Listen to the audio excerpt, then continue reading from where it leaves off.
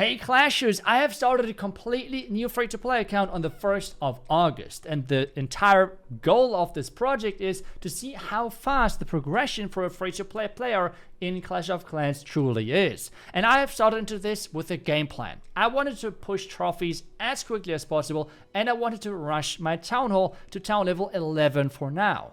And the reason for that is I wanted to have a lot of ores because I want to have the star bonus, really making sure that I get those ores in and the upgrades. And I want to concentrate on this guy right there on the apprentice bidder. And for that, we have to do a lot of our achievements and sell some magic items to get those gems to actually upgrade the apprentice bidder. Because with that one, we're having then way faster progression, which means all of the gems you're unlocking in the beginning, don't spend them on equipment or any other things. Go for bidders, apprentice bidder level, and then as well the goblin bidder if it's available in that month, for example.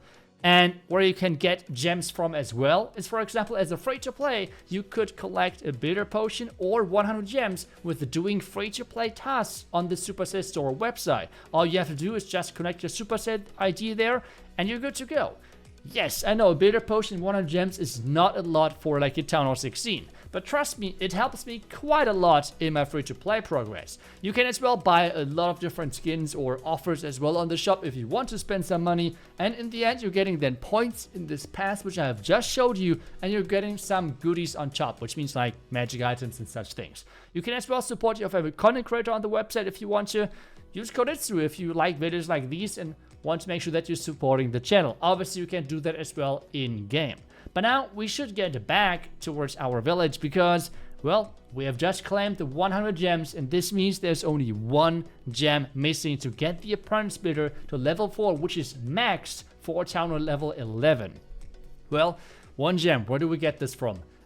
We have a gem box, but we don't have a bidder. But hey, we have a gem mine, which has exactly one gem, and with that, we can upgrade the apprentice bidder to the next level, which feels quite satisfying, to be honest. But hey, that means for town level 11, it is maxed for the current moment.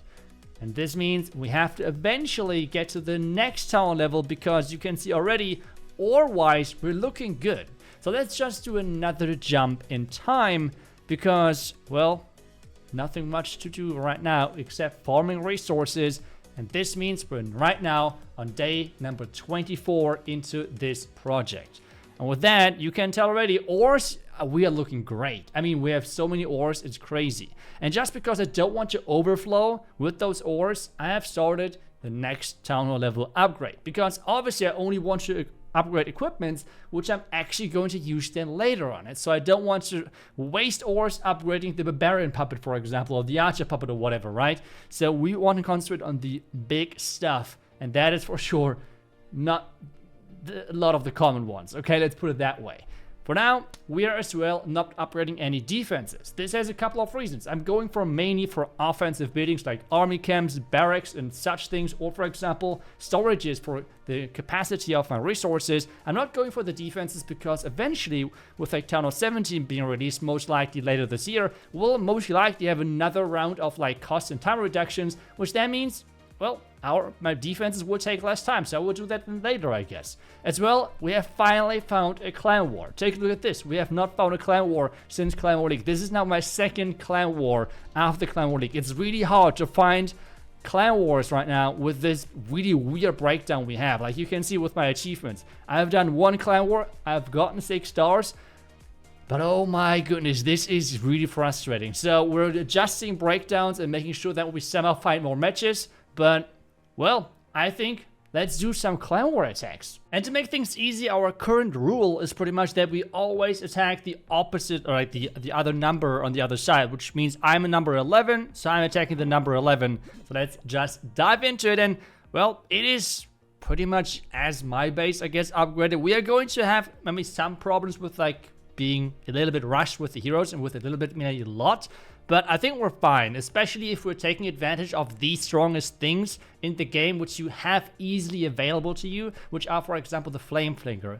And to everyone now who's saying iTzu, I don't have active people in my clan who can donate things like this. Whenever you're doing clan war attacks, you can just really, really easily go to request and leave clan, which means you're joining there, asking for a clan card, so they're filling up your clan cards and you're leaving the clan again. If you might wonder, why do those clans exist? The concept behind that is that, well, you can, or those people want to level up their player level, and donating stuff is one of the ways to do so. But now let's talk about the plan really quick, because I wanted to do the flame flinger right here to take down something like this. Then we're going to have a giant arrow of the Archer Queen from this right through this part, which means most of those defenses should be taken care of with the equipment. After that, the Queen would go down pretty quick. She's level 4. I mean, what are you expecting, right? And then we're going to send in a mass Mecha plus Valkyries in from the top, that I feel like Mecha and Valkyries are really good together and synergizing quite well. And that's pretty much the plan, and they're powering through then with the Warden behind. And again, the Warden, it's not about the Warden level, it's just about the equipment at this point, right? So he will just make sure that he's providing some nice tanking value, whatever. And I think we're already good to go. So let's just go in and do our attack. I will start things off with the Flame Flinger. So first off, let's check if there's any traps. There is not. That's already great. Let's start with the Flame Flinger. With the splash, this mortar should go down as well. Next thing is angle that Queen correctly. And then get that giant arrow right as soon as she's going. Oh wow, level 4 Queen takes so long. That's just crazy. And now like this, and take a look at that. We're taking quite a few defenses down. If I would have been better at aiming, even more. But hey, now this, the Valkyries in there. Like one wizard for cleanup, and at this point you're just always going to deploy those shield spits. That's kind of it. The Queen at this point, as I said, is just going down. But that's no problem. Now things look pretty solid. We can mix the Hog Rider in there as well. I just had 5 housing space left over. That was the main reason why I have it in here. But hey, otherwise looking good. We have now skeleton spells to like distract. Let's use the race so everything is going down a bit quicker. And you can tell already, especially during events, clan wars and such things are no problem whatsoever. We still have the Warden ability, which we can use now. Remember, the Warden itself just has to stay alive, because it's all about the equipments, especially on those lower town levels. This is why I don't really care that much on like town level 7 up to town level, let's say 13, that much about my hero level. As long as I have the equipments right, and that's why I'm going up the next town level, as long as I have my equipments right, I'm good to go. That's all what I need. Like, having decent equipment in the beginning is way more important. When you're playing then Queen charges and such things, this is then where at the higher town level, that's getting really, really, really important. And take a look at that. The Flame Flinger even is still alive. And this is how we completely crush the space, with pretty much only using 2 heroes, I guess, because we have not really used the Baron King.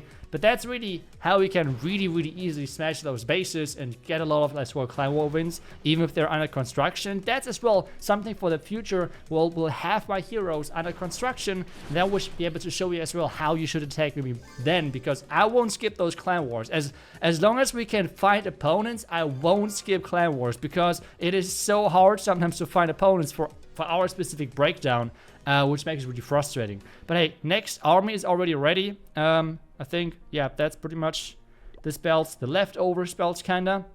And as well, if you're wondering what army am I farming with currently, they're just sneaky goblins. But that's something we'll take a look in just a second. I think for this next base, if you take a look at this, I will have to clear the bottom base. Yeah, I think we should be good to go, especially because those guys have no clan cards, which to be honest is kind of common, I felt like. We have done now 2 clan wars, and as I said, we have split up with all of our clans, and most of them are facing, most of the time, no defending clan castles. That is really, really normal on the casual level, which makes attacking, obviously, again, way more chill, I guess. So we can just attack again. It's all about the heroes at this point. Let's just go in again. We're not waiting for like sieges, whatever. With your Queen, that's why I like using the giant arrow, another thing, because the level 4 or lower level Queens, it's useless with like I don't know, like Queen charge and such. So the giant arrow is quite nice, because this is what the Queen is then important with, the giant arrow, and a lot of defense can be taken down with that one. So I think we should take down all of this entire line of defenses, which is really nice. So let's just do that. Hopefully this time around I'm getting the angle right, so let's give it a try. Just like this. Perfect. We have taken down the entire side. Take a look at that. And people are like, I have, obviously because I did not play this specific level or those specific town levels before, but people told me, iTzu, you're underestimating the giant arrow. This is just true. I mean, I did not know that you can pretty much one-shot every single defense on the lower tower levels, like cannons, archer towers, and everything. With this setup, it's just insane. It's just really insane. I would just deploy everything because I don't need those things for the sneaky goblin armies. I would just deploy everything, just like this. Right here, freeze. Like, as I said, I don't need those things for the sneaky goblin army, which I would build in just 1 second. But hey, this means we have gotten actually another achievement, which is amazing because obviously achievements are great for getting gems.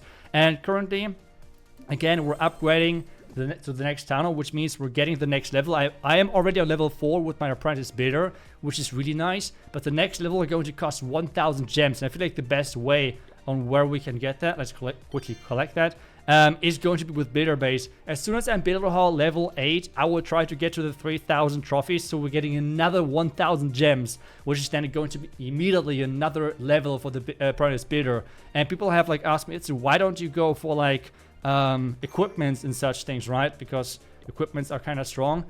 I will actually consider equipments, but as I already showed you, I will mainly go for damage equipments, because this means for the lower town level, the hero level, then it's not as important anymore. And to me, currently, it's way easier to get ores and get those equipments upgraded than, for example, going for hero upgrades, because they just take so long, especially because I have not concentrated on them so far, so the heroes are really under-leveled. So I will for sure, eventually, when I have my infrastructure, which means all of the builders, all of the apprentice builders, levels, everything set up, then I would go for those equipments, but I will concentrate probably on Spiky Ball, Fireball, things like that. Not really on like Frozen Arrow or like Giant Gauntlet, which are more than working in synergy when it comes down to that, to the, well, hero level itself. Because even though the Gauntlet is like a great damage reduction and everything, if your king is like level 20 or something, like, it won't change much. Like, trust me, it won't change much. But like a Spiky Ball, which is on a high level,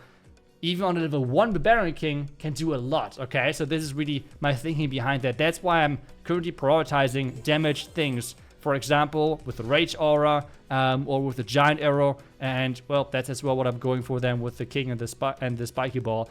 I'm not really sure yet what common equipment I will upgrade with the King. I have a lot of ores already, as you can see. I will just probably save them for, like, some, well, other upgrades.